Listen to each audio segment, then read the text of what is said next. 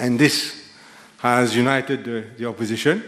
And as you will find out during the debates tonight also, is that the opposition is fully behind the principle of freedom of the press, freedom of expression, the right of the people to have a voice in this country.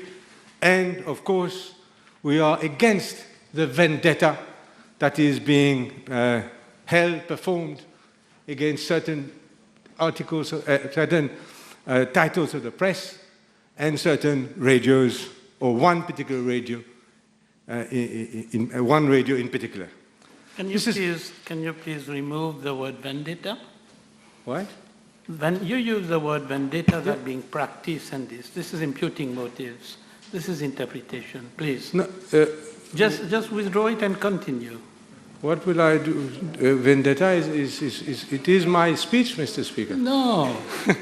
I will show you. Okay. Former acting Prime Minister. All right. Of the country. Okay. You know what I mean. Okay, Mr. Speaker. We'll say a long list of actions. Directly, indirectly, government itself, parastatal bodies, a long list of actions which have been taken against one particular radio.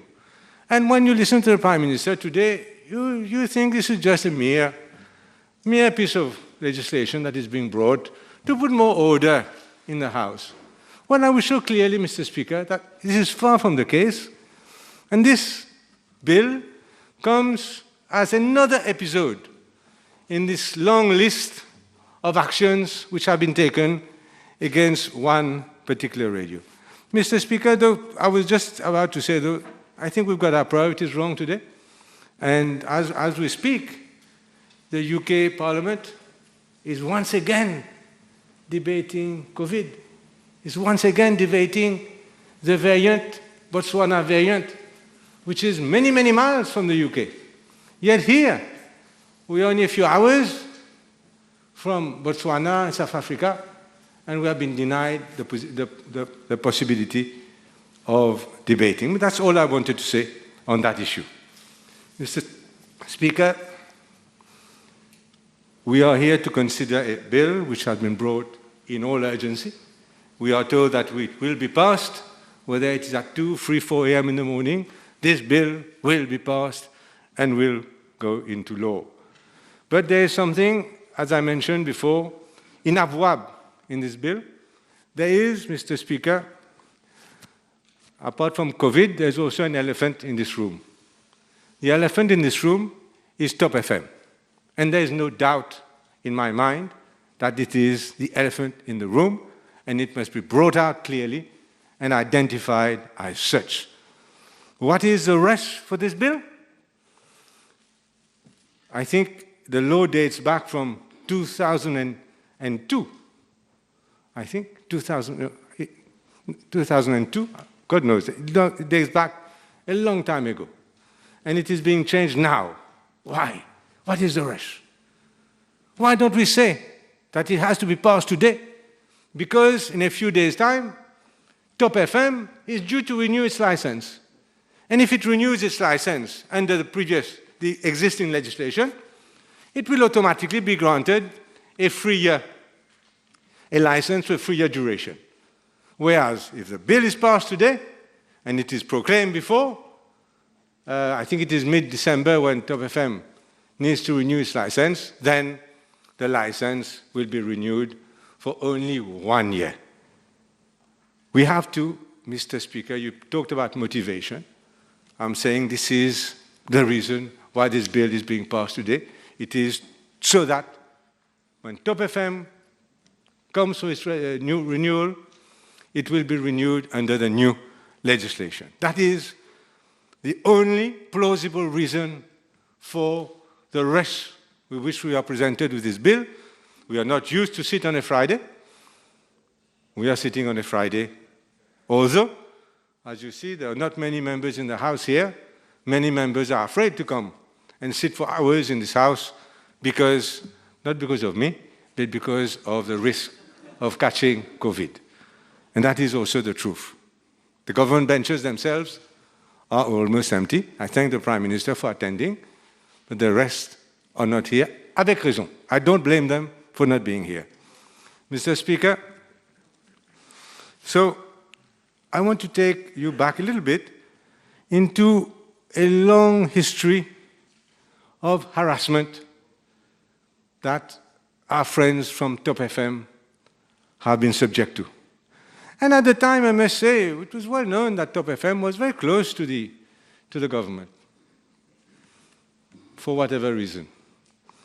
But on 27th February 2019,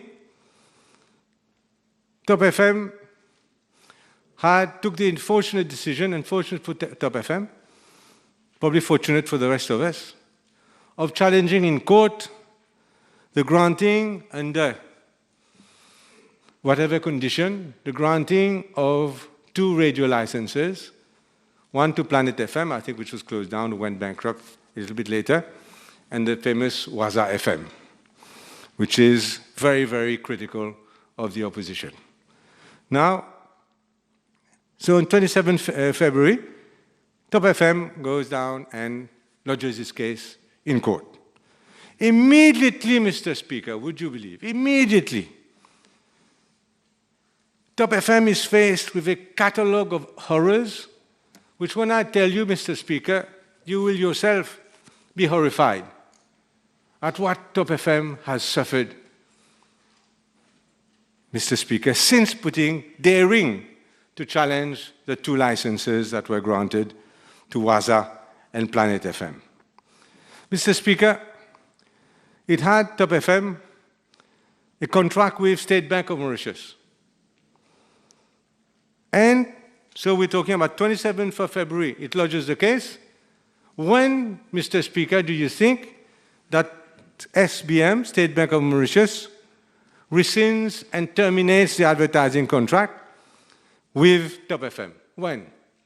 The next day, 28th of February, the next day, sans pudeur, State Bank of Mauritius annuls the contract. 100,000 rupees per month is gone from the revenue of Top FM. It carries on. On the 7th of March, 8 days after the lodging of the court case by Top FM, it's the turn of Mauritius Telecom to terminate all sponsorship and advertising of Top FM. Second action, Mr. Speaker, only a few days after this court case is lodged. And that represents, Mr. Speaker, 400,000 rupees per month for Top FM. It doesn't stop there. This is why I tell you it is a catalogue of errors, of actions. On the 11th of March, not even 1 month after, therefore, again, SDM, you know what SBM does, Mr. Speaker? Top FM, and with their permission, I'm talking, obviously, Top FM had an overdraft facility of 4 million rupees with State Bank of Mauritius, government-owned, government-controlled bank. That facility, Mr. Speaker, 4 million rupees facility, cancelled overnight, and they were told that they should repay the 4 million rupees within 2 weeks. What a lot of coincidence! What unfortunate coincidence for Top FM, as I'm sure government benches will tell us in a moment. And so, we've had SBM intervene twice, Mauritius Telecom intervene. It's not finished. Ils ont de la suite dans leurs actions. On 22nd of March, not even a month later, after, Beach Authority this time was a tenant in one of the buildings owned by the director. Beach Authority terminates the lease agreement. Bow. It's gone. Bye-bye. 200,000 rupees per month less. It's becoming very familiar, Mr. Speaker. There's a chain of action. And so, Mr. Speaker, comes into play the Mauritius Revenue Authority, which ought not to be indulged in these things. Mauritius Revenue Authority, I was myself Minister of Finance, you mentioned so many times, I have a long history in government. Never would have I asked Mauritius Revenue Authority, speak up anyone here, to go and question opponents of the state, opponents of the ministry, people who criticize us.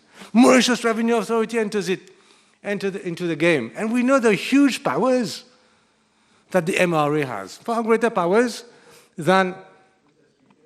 On a point of order, I heard the Honourable Leader of the Opposition asking the Mauritius Revenue Authority to do something against Top FM. No, I didn't say that. This is what you said. We can check. I heard that. There's no need to fight. If I said it, I'll remove it. I'm not fighting. This is the problem with you. I'm not fighting. I'm just asking the chair to rule on a matter which is imputed motive to members of the government. No problem. Directed the Mauritius Revenue Authority to do certain things. I heard you heard, your okay, point of I'll order, remove it. There's no problem. And you'll have to withdraw that expression. I removed it. Asking the Mauritius Revenue Authority. It's removed. You withdrew. I mean, about 5 minutes ago. Okay. I removed it about 5 minutes ago. No problem. But nevertheless, it is a huge coincidence, let me put it this way, that after Mauritius Telecom, after SBM, after Beach Authority, whereas it has lost so much revenue, that now the Mauritius Revenue Authority decides to get into the act, big question mark, on its motivations. And then we continue, Mr. Speaker, so that MRA is the 1st of April. Was not an April Fool. On the 14th of May, Cell Plus also now terminates its contract with Top FM. And we go on like this, Mr. Speaker. But instead of cowering, instead of becoming a little poodle of the state, Top FM reasserts its independence. Top FM continues fighting. Top FM continues fighting because it's not readership, but number of listeners jumps huge. It's showing, Mr. Speaker, the independence that we expect of the press. And of course, then it starts with a series of programs and videos. And all this, Mr. Speaker,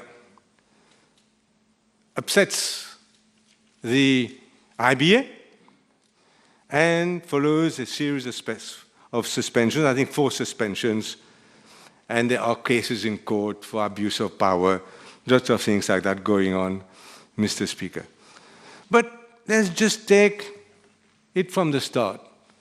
One issue, problem, contesting an action of government, and a whole lot of these parastatal bodies, apparently of their own volition, decide to take it upon themselves to punish Top FM. And that is not even contestable, because this is history. And so, Mr. Speaker, what I'm asking the House is to consider that this bill is not a one-off. It comes after a series of mishaps, misfortunes suffered by Top FM. And, Mr. Speaker, I can't prove. That's why I removed what I said. I cannot prove anything that I've said. I cannot prove who gave instructions to SBM. I cannot prove who told Mauritius Telecom to do what it did. I cannot prove any of that. All I can say is that the government controls the board and that the government controls the shareholding of these companies and of the Beach Authority and appoints the board of the Mauritius Revenue Authority. This I can say, but I can have no proof. Because these things would be done verbally anyway, would not be done in writing, as the Prime Minister fully knows. But nevertheless, Mr. Speaker, I think... What the Honourable Leader of the Opposition is saying, that this would have been done verbally and not writing, imputing motive that we have been behind the instruction given to those bodies. In what way am I imputing? Why am I imputing motives? No, you can say you can't prove it, that's it. Let me rule, Leader of the Opposition, make your case without imputing motives. I wasn't aware that I was imputing any motive. Make your case without imputing. I wasn't aware that I was imputing any motive. I did not mean to impute any motive. I was just stating facts as they are. I wasn't aware that I was imputing any motive, but I will be extra careful from now on. Now, anyway, I finished on that score. I think the public will see for itself that these are not coincidences. These are a string of actions that have happened. Who is behind them? I cannot say for sure. We can all have our idea who could be behind them. But I will not say for sure. Mr. Speaker, so now, I'm not going to be long on this bill because there are people, lawyers and all that, who will talk. But one thing that defies logic is a decision to shorten the length of tenure or length of the license, whatever it's called, from, 3 years, which was already short by international standards, Mr. Speaker. Already short by international standards to a mere 12 months. Let us think now. Let us think. Let's put yourself in the shoes of a new investor, someone who comes to set up a radio in Mauritius. He's got to invest in a building, so much equipment, recruit so many people, do such a lot of advertising, not knowing whether he'll be allowed to continue more than 12 months. And look, let's listen now to whether it is Radio Plus, Radio 1, Top FM. They have new projects, maybe. They want to invest. What is the certainty of investment? No certainty that you will be here more than 1 year. What about the bank now that would want to finance all this? Would any bank in its right mind finance someone who cannot make a business plan with any certainty for more than 12 months? Doesn't exist. Doesn't exist. So you are starving, let alone the reason behind.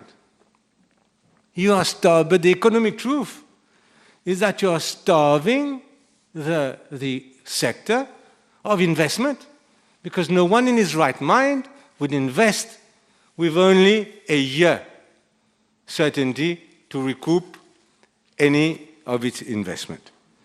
Now, of course, that is the economic argument. What is the operational argument now? Knowing that your license is going to be revoked, come up for renewal in 3 months, 4 months, 6 months, 12 months. It puts a lot of pressure on the editorial content because you would not take the risk to be too independent. You would not take the risk to be too critical. This is the whole point where judges, commissioner of police, etc., are given security of tenure. Why?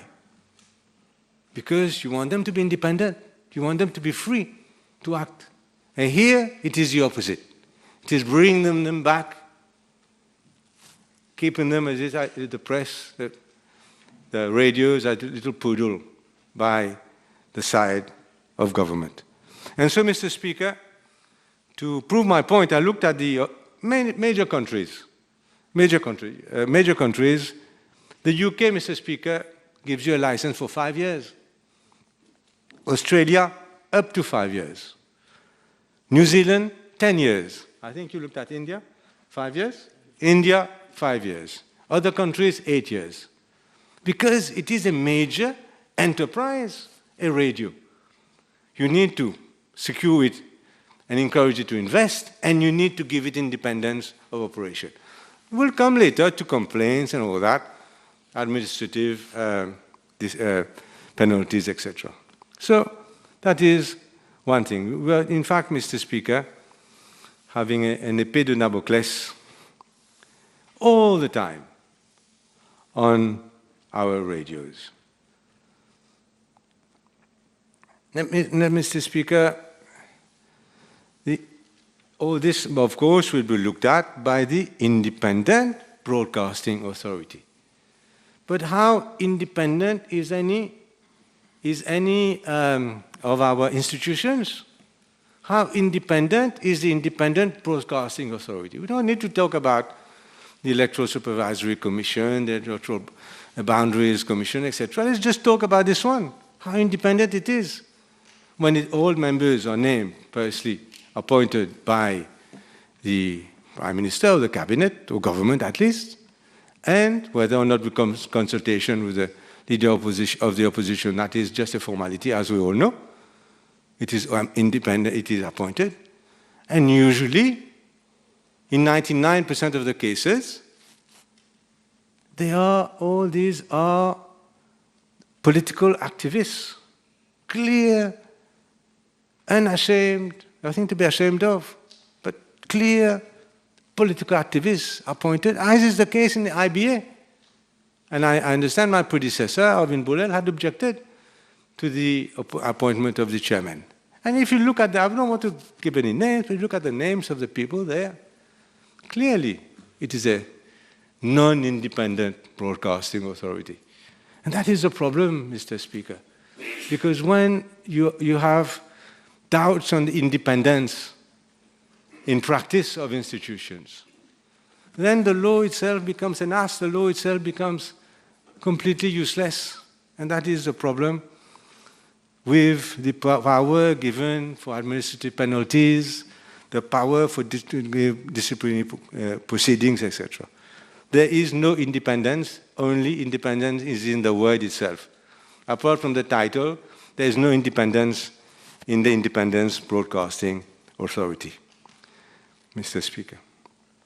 As far as the complaints procedure is concerned, the, what is it called, independent review panel, same thing, Mr. Speaker, members appointed by the minister, no independence, Mr. Speaker. If you can appoint, if political activists can be appointed on the Electoral Supervisory Commission, just think at what can be done on the Independent Broadcasting Authority and the Complaints Review Panel, or whatever it is called, Mr. Speaker. But there are also other issues, more of a technical nature, which I will touch on.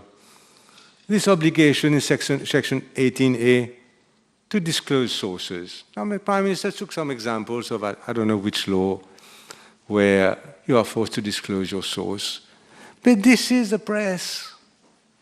It's a sacrosanct principle that the press does not disclose its source. We all know this since we were 3 years old. This breaks this tradition, breaks this protection that people had. Whistleblowers, people who come up and tell lots of things. It's part of democracy to have whistleblowers. It's part of the democracy to have independent press. And of course, the radio, as far as the news, etc., is part of the press. And so, Top FM has produced some remarkable documents in the past. And so, Mr. Speaker, this obligation to go to the judge's chambers, get an ex parte. Now, okay, we're very happy that the Prime Minister is so 100% happy with the independence of the judiciary. I hope so. I hope he's right. Many people don't have that same opinion. Many people don't have that same opinion. Many people, Mr. Speaker, what they do, they choose which judge is sitting in the chamber that particular day. It's also a fact. So I don't have that unshaken trust in every single member of the judiciary. It is not human, would not be human if I had this trust. So, Mr. Speaker, another issue, that firstly, you should not ask the press to disclose its source, and secondly, this is this blind trust in other human beings, whether they are judges or whoever they are, that, Mr. Speaker, doesn't hold water. Mr. Speaker, there are so many other things. I don't want to go too deeply into it. But we know the saying, vox populi, vox Dei. And this is relevant here, would you believe? Because what voice does the Mauritian person, Mauritian citizen have? What voice does he have? Can he go to the embassy and get himself heard? Can he go embassy TV, embassy radio? Where can he go? You can go to the newspapers, but that is also an indirect, if the press, if the editor wants to take what he says. But the radios in Mauritius have given a direct voice to the population. And when you're killing this voice, when you're killing these radios, you're killing this voice of the population. And Mr. Speaker, this is a famous saying, I think, of Winston Churchill, never waste a good crisis. What's happening now is that we've seen the cybercrime bill passed recently, when at the time of COVID, where all Mauritians are completely focused on COVID. And the bill passed here. Normally, there would have been a far greater outcry. Now, this bill, had it been passed in normal times, you would have seen 100,000 people on the streets, Mr. Speaker, because you're touching at the voice of the population. Remember what happened when Radio Freedom had its license cancelled back in Réunion Island in those years? There was widespread contestation, and the decision was rescinded. And so, Mr. Speaker, never waste a good crisis hasn't gone on deaf ears so far as government is concerned. There are two reasons for the rush today. Firstly, because Top FM is about to renew its license. And secondly, because Mauritians are subjected to a great deal of fear and apprehension. And there are COVID restrictions limiting demonstrations to 50 people. Otherwise, it is my firm belief that you would have seen a huge demonstration against this bill, Mr. Speaker, sir. So, Mr. Speaker, only thing left to say is what next? Who next? What next? Now, we've touched Facebook, didn't work out. We passed the cybercrime bill. That's has been passed in Parliament. That's for social media. This is for the radio. There's only the written press left. When will it be their turn? That is what we can ask. Anyway, Mr. Speaker, the opposition here,